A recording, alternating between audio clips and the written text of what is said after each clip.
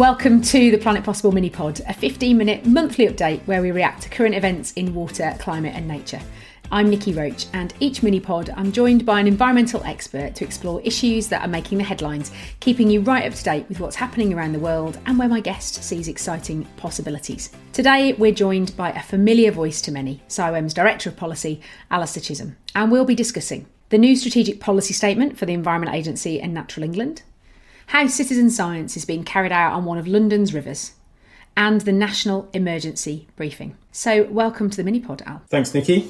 Pleased to be here, as ever. It's great to have you back on Planet Possible. And we should say, for the last time as Director of Policy at CIWEM, as you're off to new adventures, but I very much hope that you won't be a stranger to Planet Possible. Right, let's get straight into our first story. The release of a new strategic policy statement for the Environment Agency and Natural England.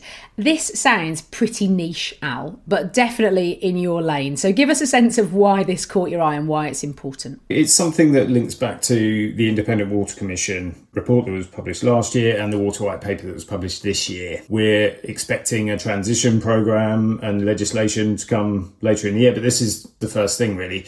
The Cunliffe Review, as I'll probably call it, made the point, as have others as well, that strategic guidance from the government to its regulators on how to manage the environment and water environment, the priorities it should take when doing that, in the past haven't really been that prioritised. There've been really quite a long list of things that the government wants the regulators to do. So Cunliffe recommended a new, clearer set of strategic priority statements for the regulators. So the first one of those, we would expect them to come for the Environment Agency, Natural England, Ofwat is one of the critical ones. I don't think that's been published yet. This was published a couple of weeks ago now. Firstly, it sets out the Secretary of State's expectations in terms of how the Environment Agency is supposed to deliver against both environmental protection and economic growth. And then secondly, it's designed to be embedded into the agency's decision making and the use of discretion.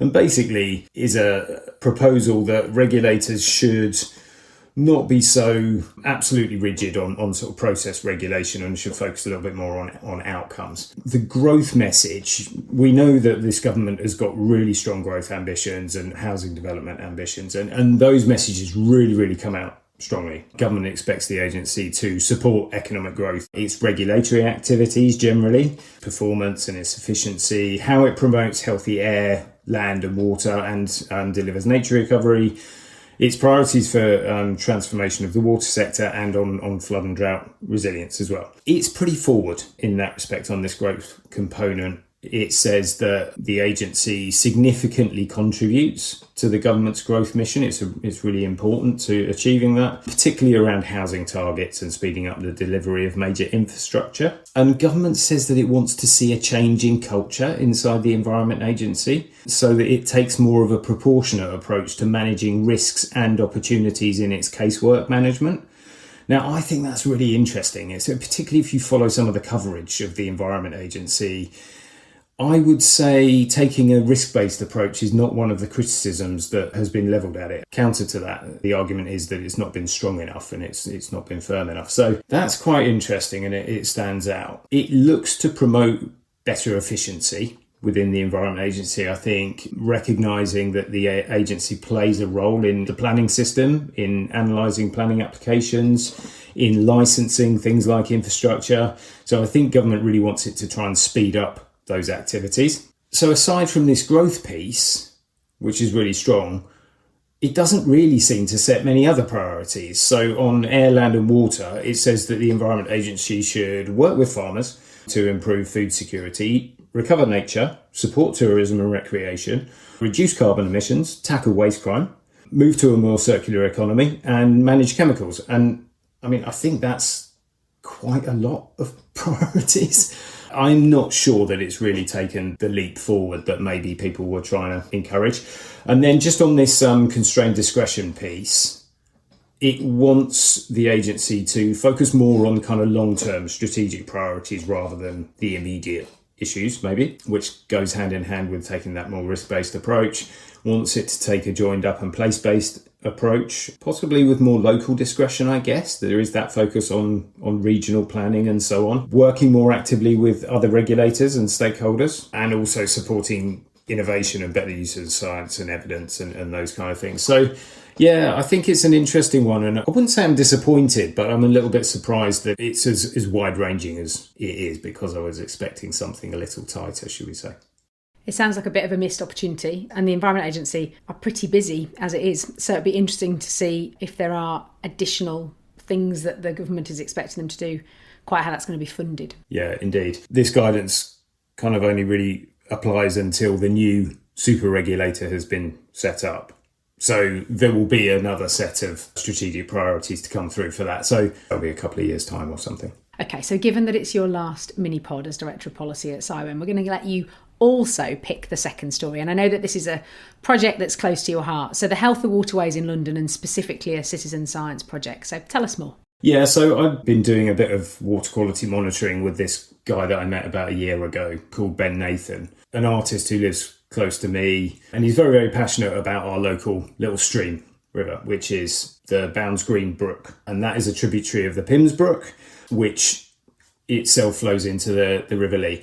It's really, really heavily culverted. It's buried in many places, so it's one of these hidden rivers, and it's incredibly unloved and polluted from, misconnections, storm overflows, highway runoff. But Ben got into monitoring the quality of the Bounds Green Brook. He set up a monitoring station, and we're taking data every couple of weeks and feeding it into Water Rangers app, which goes through into the Environment Agency and so on. He set out to basically map it fully, donned a pair of waders, and he's just finished actually, but he's made this beautiful map of the Bounds Green Brook, and a good amount of it flows underneath the North Circular Road. You can kind of understand why that's culverted, but a good amount of it flows through or underneath the Islington and St Pancras Cemetery. And there are points along the course of it where there's these really high water quality springs rising, flowing into the brook, which is really otherwise dead. So there's this kind of paradox involved with it all. You get to this place called Strawberry Vale Estate, which is a large social housing estate that was built in the 80s. It was there that was one of the places where Octavia Hill, who set up the National Trust, got to know nature as a child. And there's a little community garden called the Octavia Hill Community Garden there. But as Ben explored the brook, essentially underneath the Strawberry Vale Estate, the water quality, he said, was absolutely horrendous. Pretty much raw sewage flowing along at that point and kind of building up. He said it's the worst water quality on any of the streams he's sampled. It's a pretty depressing picture, and yet this exhibition that Ben had made has uncovered loads of history of how the brook evolved. There's some really interesting geology. It was basically the point at which the glaciers got to, the furthest south point the glaciers got to in the last ice age. So there's a lot of deposits, and it affects the topography around this part of North London. And I think it's amazing. You can have such a trashed river, but it's amazing how it sort of inspires the passions of local communities still. So our hope is that Thames Water can be persuaded to add the overflows onto its priority outfalls list. Actually, we're hopeful that the area might be one of the Mayor's strategic priority areas in his Clean and Healthy Waterways programme, and that we can work with the local authorities to do some solutions on highway runoff and just try and lift the water quality a little bit, because it could be such a haven for nature and for people in the cemetery. So we'll have to see where we can get it, but it's very early days, and Ben is an absolute star, really working hard to lift its profile. So just wanted to give a shout out to him.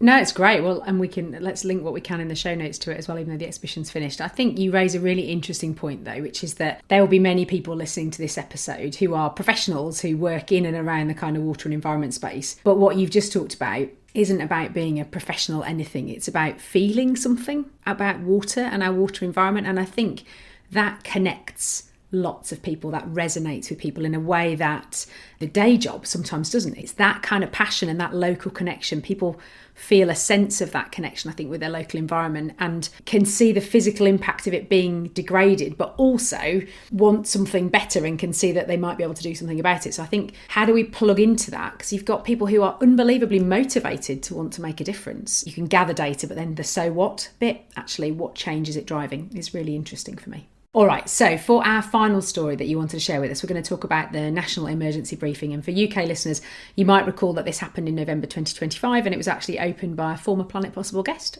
broadcaster and naturalist Chris Packham. So you were at the briefing, Al, weren't you? So tell us some of your reflections. The briefing was basically to policymakers and politicians and other influencers, broadcasters, through a very kind of science-led. I wrote a piece in the Environment magazine actually about it, and at that point there was a government report that was being withheld at that time. It was a report by DEFRA and the Joint Intelligence Committee on the kind of risks that are coming, and it called Global Biodiversity Loss, Ecosystem Collapse and National Security Assessment. And government only actually published an abridged version in response to a Freedom of Information Act submitted by Ruth Chambers, who's another recent podcast guest. And it forced government into publishing that. They're putting out an edited version of the briefing as a film on the 7th of April. And they really want local communities to host screenings with their local MP to try and spread awareness.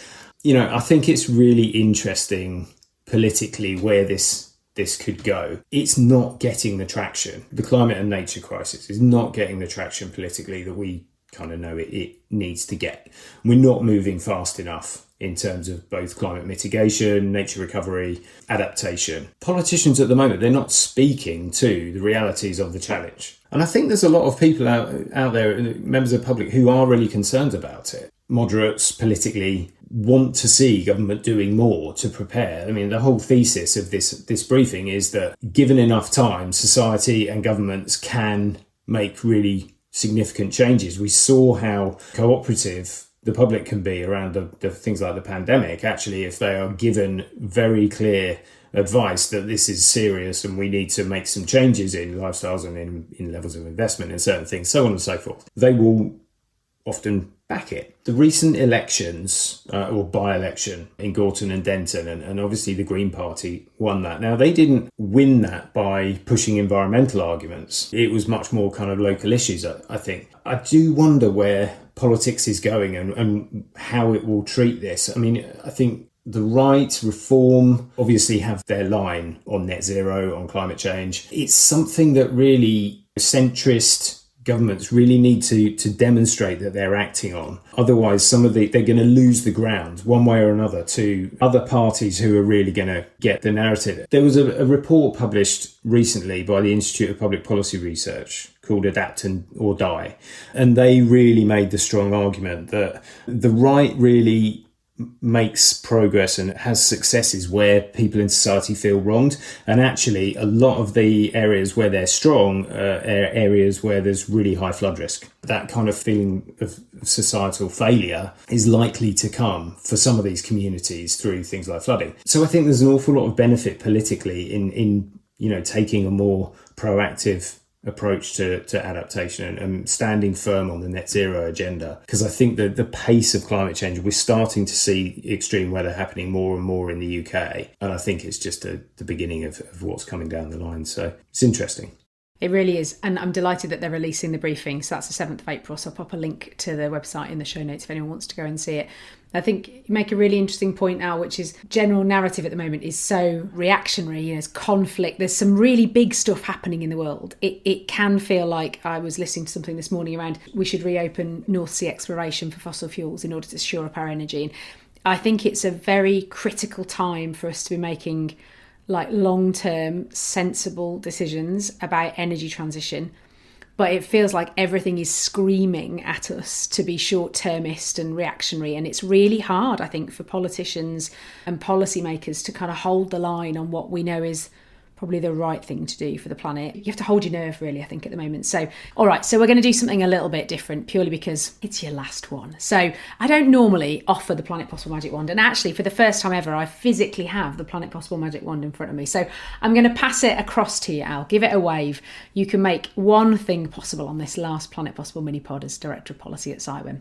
What do you want? I would really love it if governments take the environment more seriously than they are doing right now. I think all of the things that I've talked about today are kind of connected in that they point to the environment in retreat and policies to protect and enhance the environment really not working very well. They are looking to introduce more risk-based regulation and try and focus on outcomes, not processes. That's fine, and it is an enabler of doing things in a more flexible and joined up way. But I think the risks involved in all of that are all on the environment side, not on the kind of the growth side and the economy side. I think that growth side of the equation always trumps the environmental health and resilience side of things, and history shows how this plays out usually, and it really relies on strong proactive policies that look actively to build resilience and recover nature, and we just need to see more of those. So I will wave my magic wand as hard as I possibly can and hope for that kind of stuff to come through. That is sadly all we've got time for. So thank you for joining us, Al. Thank you for sharing your stories. And on a personal note, you have been a founding member of the Planet Possible team. You've been a huge supporter over the last 5.5 years. So a massive thank you. It's been great fun. It has. It's really been has. a blast. You've done a huge amount, not just to make the podcast relevant, but hopefully really informative for our amazing listeners. So I really hope we can welcome you back to Planet Possible. I would love to come back. Thank you for joining us on this episode. If you don't already, subscribe to Planet Possible on your usual podcast player to never miss an episode. And if you want to follow up on the topics that we've discussed today or join our mailing list and be the first to hear about new episodes and guests, click the links in the show notes. Our next episode is our New York special, which is out in early April. So keep an eye out for that. And that's it for now, everyone. Stay curious, stay connected, and we'll see you next time.